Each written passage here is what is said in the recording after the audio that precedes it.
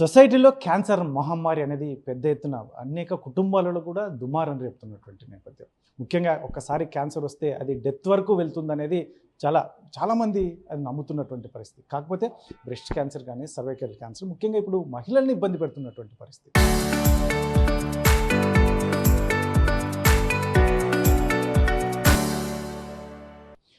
ఇప్పుడున్న సిచ్యువేషన్లో సర్వైకల్ క్యాన్సర్కి ముందస్తుగా దానికి వ్యాక్సిన్స్ కూడా ఉన్నాయని చాలామందికి తెలియనటువంటి పరిస్థితుల్లో ఆర్టీవీ ప్రసారం చేసినటువంటి ఏదైతే ఉందో గవర్నమెంట్ డాక్టర్ ప్రశాంతి ఇంటర్వ్యూ తర్వాత చాలామంది పెద్ద ఎత్తున స్పందన వస్తున్నటువంటి నేపథ్యం.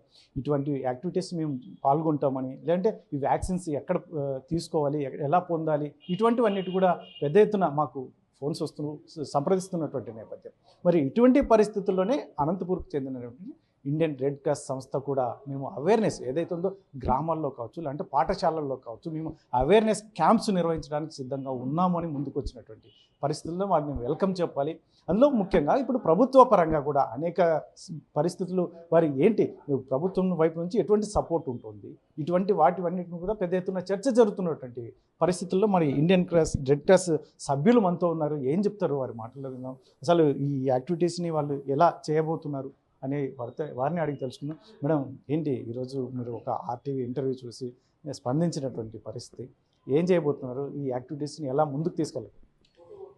ఈరోజు మీ ద్వారా జరిగిన ఇంటర్వ్యూ చూసిన తర్వాత మేము కూడా ప్రజలకి మంచి చేయాలనే దిశలోనే ఉన్నాం కాబట్టి రెడ్ క్రాస్ సంస్థ మేము కూడా ఏం చేయగలం ఈ సమాజంలో అని చెప్పేసి ఆలోచన చేసుకొని మీ ద్వారా ఒక అవగాహన తెలియజేయాలి మహిళలందరికీ కూడా అని చెప్పి మేము ముందుకు రావడం జరిగింది. ఈరోజు మహిళలందరితో ఒకటే కోరుకుంటా ఉన్నాను, ప్రపంచ దేశాల్లో సర్వైకల్ అంటే గర్భాశయ క్యాన్సర్ గురించి చర్చ జరుగుతూ ఉంది. వ్యాక్సినేషన్ వచ్చింది అని చెప్పేసి తెలుస్తూ ఉంది. వ్యాక్సినేషన్ తీసుకుంటున్నారు అనేది కూడా తెలుస్తూ ఉంది. 20 సంవత్సరాలుగా పరిశోధన చేసిన తర్వాత అది దేనివల్ల వస్తుంది అని తెలుసుకున్న తర్వాత దాని మెడిసిన్ కనుక్కోవడం జరిగింది. ఒక వైరస్ వల్ల వస్తుంది అని చెప్పేసి, అది కూడా పెళ్ళికి ముందు తీసుకుంటే దాని ఫలితం ఎక్కువ ఉంటుంది అని చెప్పి వరల్డ్ హెల్త్ ఆర్గనైజేషన్ వాళ్ళు తెలియజేయడం వల్ల ఆ వ్యాక్సినేషన్, ఆ మెడిసిన్ అనేది పెద్ద మొత్తంలో దేశాలన్నిటి కూడా ముందున్నారు. అదేవిధంగా మన ఇండియన్ గవర్నమెంట్, సెంట్రల్ గవర్నమెంట్ వాళ్ళు కూడా ప్రజలకి అందుబాటులో తీసుకురావాలని చెప్పేసి కూడా ఆలోచన చేస్తున్నారని చెప్పి మాకు తెలియవచ్చింది. నిన్న అమ్మాయి ప్రశాంతి గారు చెప్పిన విషయాలు చాలా చక్కగా చెప్పారు. ఏ విధంగా పనిచేస్తుంది, ఏ టైంలో తీసుకోవాలి, ఏ వయసు వాళ్ళు తీసుకోవాలి అని చెప్పడం కూడా చాలా బాగుంది. మనందరికీ ఒకటే తెలుసు, క్యాన్సర్ వచ్చింది అంటే ఇంకా ఆ మనిషి అయిపోయింది, ఆ మనిషి ఇంకా రాడు, ఏదో కొంతకాలం ఉన్ని అని చెప్పేసి మనం ట్రీట్మెంట్ ఇప్పిస్తున్నాం. కానీ ఈ గర్భాశయ వ్యాధికి మనం ముందస్తుగా తెలుసుకొని దానికి మెడిసిన్ వచ్చింది కాబట్టి మనం తప్పకుండా తీసుకోవాలని చెప్పి మనందరిలో అవగాహన రావాలని కోరుకుంటా ఉన్నాను. ఇది ఒకటి.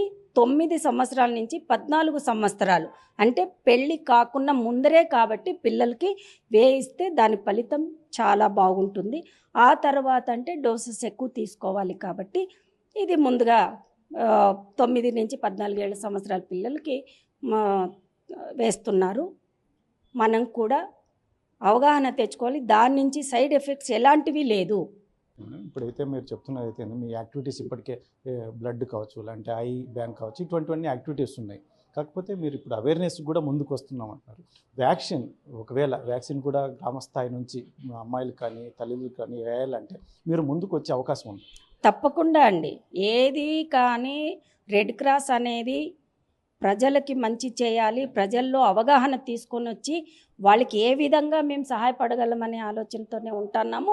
ఇప్పుడు కూడా ఈ అవేర్నెస్ క్యాంప్స్ పెట్టడమే కాదు, వ్యాక్సినేషన్ చేయడానికి కూడా మేము గ్రామ స్థాయిలో కూడా ప్రయత్నాలు చేస్తాం కూడా. గవర్నమెంటు ఎలాంటి సపోర్ట్ చేస్తుంది మాకి, ఆ విధంగా మేము ముందుకెళ్తాం. తప్పకుండా గవర్నమెంట్ నుంచి ఎలాంటి మాకు ఇన్ఫర్మేషన్ సపోర్ట్ వాళ్ళ నుంచి మాకు ఒక మాట వచ్చింది అంటే మేము ప్రజల్లోకి కాదు గ్రామ స్థాయిలోకి కూడా వెళ్ళి అవేర్నెస్ ఇచ్చిన తర్వాత వ్యాక్సినేషన్ చేయడానికి ముందుంటాం.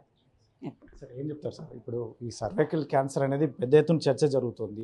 ఈ అవేర్నెస్ క్యాంప్స్ కావచ్చు, ఇలాంటి వ్యాక్సిన్స్ విషయంలో ప్రజల వైపు నుంచి ఎలా ఉండాలి? క్యాన్సర్ వస్తే చనిపోతారు అని వేరే ట్రీట్మెంట్ లేదనేవాళ్ళు. ఇప్పుడు క్యాన్సర్కు ట్రీట్మెంట్ సర్జరీ, రేడియోథెరపీ, కీమోథెరపీ అన్నీ వచ్చేసినాయి. ఇది ట్రీట్మెంట్ పాయింట్ ఆఫ్ వ్యూ. నవ్వు స్లోగా రోజులు పెరిగే కొద్దీ రీసెర్చ్ చేసే కొద్దీ ఇప్పుడు క్యాన్సర్ను ప్రివెంట్ చేసే పరిస్థితికి వచ్చింది. ఇప్పుడు క్యాన్సర్ అనేది అంత అంత ప్రమాదంగా కాదు, దాన్ని రాకుండా చూసుకోవచ్చు అన్నారు. ముఖ్యంగా స్త్రీలలో 2 బ్రెస్ట్ క్యాన్సరు, సర్వైకల్ క్యాన్సర్ అని గర్భసంచి ద్వారంలో ఉండే క్యాన్సర్. ఈ 2 క్యాన్సర్లు ఉన్నాయన్నమాట. బ్రెస్ట్ క్యాన్సర్కు ట్రీట్మెంట్ లేకుండా, ప్రివెన్షన్ లేకుండా దీనికి మాత్రం వచ్చేసింది బాగా.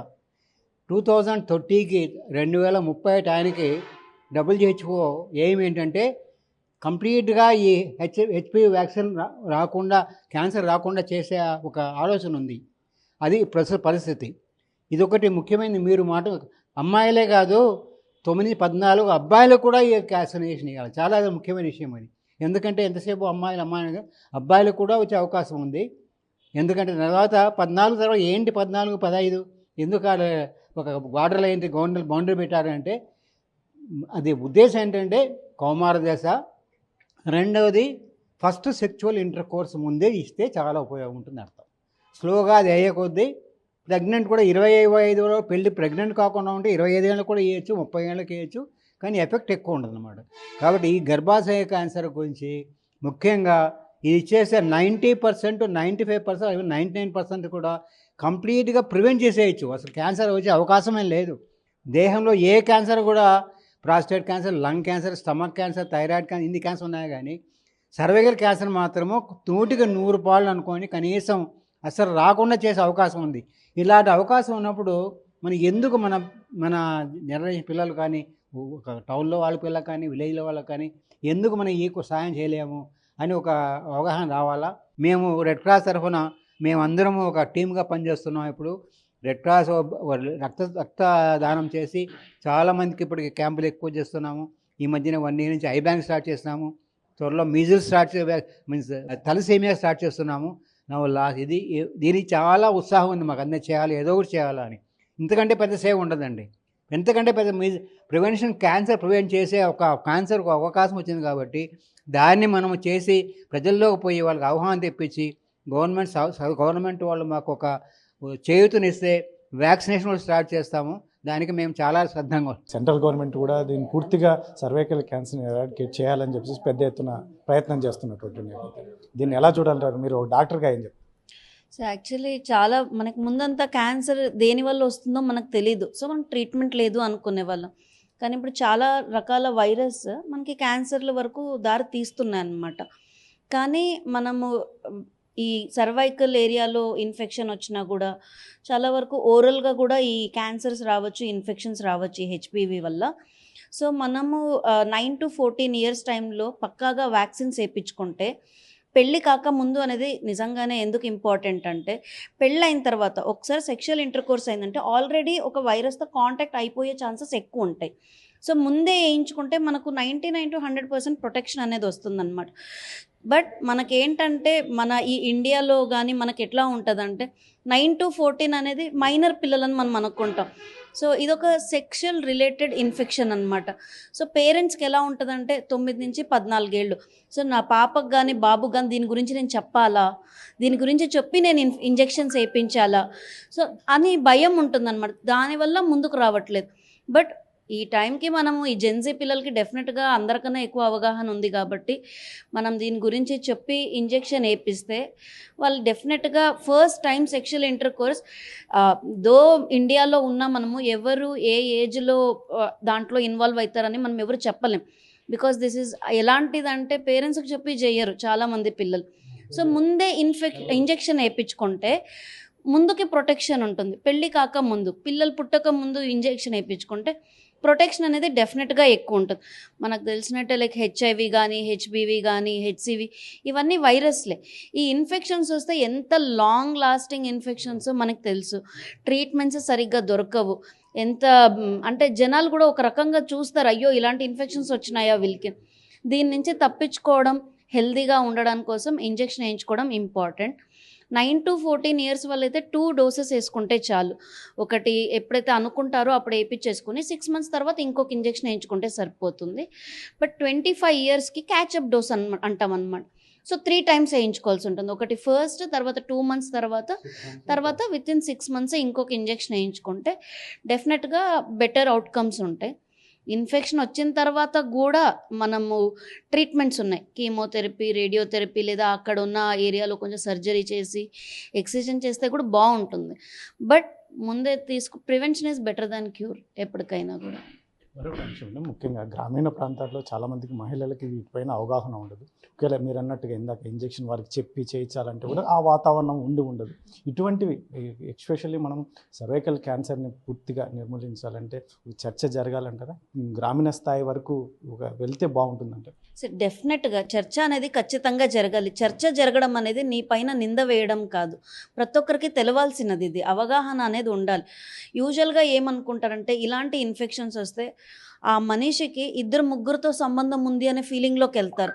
అలా అనిపించుకునే బదులు ముందే ఇంజెక్షన్ తీసుకుంటే మనల్ని మనం కూడా కాపాడుకున్నట్టే కదా.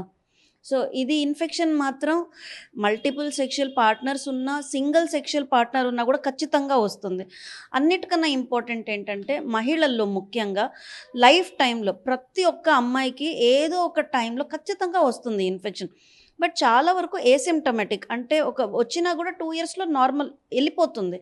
కొంతమందికి క్యాన్సర్ వరకు వెళ్తుంది. అలాంటిది ప్రివెంట్ చేయడానికి మనం చేస్తున్న ప్రయత్నం ఇది. మరొక అంశం, బ్రెస్ట్కి ఏదైనా తేడా వచ్చినా చూయించుకోవడానికి మహిళలు ముందుకు వస్తున్నారు, కానీ ఈ సర్వైకల్ క్యాన్సర్ అని ఏదైనా టెస్ట్ చేయించాలని కూడా ముందుకు రానటువంటి పరిస్థితి. మరి మహిళలు ఏ రకంగా ఆలోచన చేస్తే మంచిదంటారు? సార్ డెఫినెట్గా దీనికి టైం టు టైం అనేది నార్మల్ రెగ్యులర్ చెకప్. ఇప్పుడు షుగర్, బీపీలు వచ్చినాయి అనుకోండి, డాక్టర్ చెప్పారని చెప్పేసి 6 మంత్స్కి ఒకసారి, 1 ఇయర్కి ఒకసారి బ్లడ్ టెస్ట్లు చేయించుకోవడానికి వెళ్తాం. సో మన హైజీన్, మన హెల్త్ కోసం మనం వెళ్ళడంలో తప్పేముంది? బ్రెస్ట్ క్యాన్సర్ కంటే మనం టెస్ట్ చేసుకున్న తర్వాత డౌట్ వస్తే వెళ్తాం. అలా నార్మల్ బ్లడ్ టెస్ట్లకు వెళ్ళినప్పుడు ప్యాప్స్మియర్ చేయించుకుంటే తప్పేముంది చెప్పండి? తప్పేమీ లేదు దాంట్లో. అది ప్రతి ఒక్కరు తెలుసుకోవాలి. దాన్ని ఒక కించపరిచి చూడాలి అనేది నేను కోరుకోవట్లేదు. ఎవ్రీవన్, ప్రతి ఒక్కరూ చేయించుకోవాలి దాన్ని. మెడికల్ సెక్షన్లో మీరు సీనియర్, ఇప్పుడు సర్వైకల్ క్యాన్సర్ని పూర్తిగా మనం నిర్మూలించుకోవాలి, ప్రాథమిక దశలోనే దీన్ని అరికట్టుకోవాలంటే ఇలాంటి ప్రజలు కానీ ముఖ్యంగా మహిళలు ముందుకు ఎలా రావాలి? సర్వైకల్ క్యాన్సర్ అనేది ఇప్పుడు చాలామంది సఫర్ అవుతున్నారు. అప్పుడు ఈ సఫర్ అయిన తర్వాత ట్రీట్మెంట్ ఖర్చు అనేది చాలా ఉంటుంది. So not only for the patient, government burden కూడా చాలా ఉంటుంది. కాబట్టి ఇవన్నీ తగ్గించుకోవాలంటే ఇప్పుడు చాలామంది చూస్తున్నాం. ఇప్పుడు చాలామంది కూడా ఎలా జరుగుతున్నాయంటే చిన్న ఇన్ఫెక్షన్ వచ్చిందంటే కూడా ఎందుకైనా ముందు జాగ్రత్త, ఒకేసారి హిస్టెక్టమీ చేస్తుందని దాని పరిస్థితికి పోతున్నారు. సో ఇప్పుడు ఈ హెచ్పివి వ్యాక్సిన్ అనేది వచ్చింది కాబట్టి, సో ఇప్పుడు యంగర్ జనరేషన్లో ఇప్పుడు 9 to 14 ఇయర్స్ వేయించారనుకోండి, వాళ్ళకి ఫ్యూచర్లో ఏది ఊరికే భయపడి సర్జరీస్, హిస్టెక్టమీలకు పోవడం ఇట్లాంటివన్నీ చేసుకోవాల్సిన అవసరం లేదు. ఇప్పుడు హిస్టెక్టమీ దాని నుంచి చేయించుకున్న దాని నుంచి కూడా ఓవరీస్ తీసేస్తారు. దాంతోపాటు మళ్ళీ సైడ్ ఎఫెక్ట్స్, తొందరగానే వాళ్ళకు ఇదైపోవడం, మెన్స్ట్రువల్ ఇది హార్మోనల్ ఇంబ్యాలెన్స్ రావడం, ఇవన్నీ కూడా జరుగుతాయి. సో బర్డన్ గవర్నమెంట్ కూడా బర్డన్ అవుతుంది, వాళ్ళకు కూడా పర్సనల్గా కూడా వాళ్ళకి ఫ్యామిలీకి కూడా బర్డన్ అవుతుంది. కాబట్టి ఖచ్చితంగా హెచ్పివి వ్యాక్సిన్ యాక్చువల్గా WHO గైడ్లైన్స్ ప్రకారము 2030 అంతా కూడా మనం ప్రతి ఒక్కరు అందరికీ కూడా హెచ్పివి వ్యాక్సినేషన్ వేయాలనేది ఉంది. కాబట్టి ఈ విషయంలో సెంట్రల్ గవర్నమెంట్ అయితే ఏమి, స్టేట్ గవర్నమెంట్ అయితే తక్షణ చర్యలు తీసుకొని, యాక్చువల్గా నా ఒపీనియన్ అంటే గవర్నమెంట్ టేకప్ చేయాలి. అటువంటి టేకప్ చేసిన దాంట్లో మా రెడ్ క్రాస్ ఖచ్చితంగా వాళ్ళకు సపోర్ట్ చేస్తుంది. లేదంటే వాళ్ళు మనకు స్టేట్ గవర్నమెంట్ మనకు పర్మిషన్ ఇస్తా, మా వంతుగా మేము కూడా హెచ్పివి వ్యాక్సినేషన్ చేయడానికి ఆల్రెడీ కొన్ని జిల్లాల్లో జరుగుతుంది. మన స్టేట్లోనే కొన్ని జిల్లాల్లో ఆల్రెడీ ఈ ప్రోగ్రామ్ జరుగుతుంది. కాబట్టి మాకు కూడా గవర్నమెంట్ అష్యూరెన్స్ ఇచ్చి okay you can go head అంటే మేము మా రెడ్ క్రాస్ తరఫున కూడా మేము ముందుకు పోయి చేయడానికి, ప్రస్తుతానికి దానికంటే ముందు మేము అవేర్నెస్ ప్రోగ్రామ్స్ చేస్తాం. కంపల్సరీగా ప్రజలకు అవేర్నెస్ చేసి వాళ్ళకి అవగాహన కలిగించిన తర్వాతనే, వాళ్ళలో ఆ భయం పోగొట్టిన తర్వాతనే వాళ్ళకి ధైర్యం తీసుకొచ్చి మళ్ళీ ఈ వ్యాక్సినేషన్ వేయడానికి కూడా మేము ముందుంటామని కూడా మీకు మనం చేస్తున్నాం. సంస్థ సభ్యులు అయితే మాత్రం స్వచ్ఛందంగా వారు ఇప్పటికైతే మాత్రం వాళ్ళ యాక్టివిటీస్ అయితే ఇప్పటికే మనం చాలా చోట్ల వింటుంటాం. బ్లడ్ కావచ్చు, ఐ క్యాప్, ఇంకా తలసేమియా కావచ్చు, తొందరలో తలసేమియా కూడా మేము ముందుకు వెళ్ళబోతున్నాం.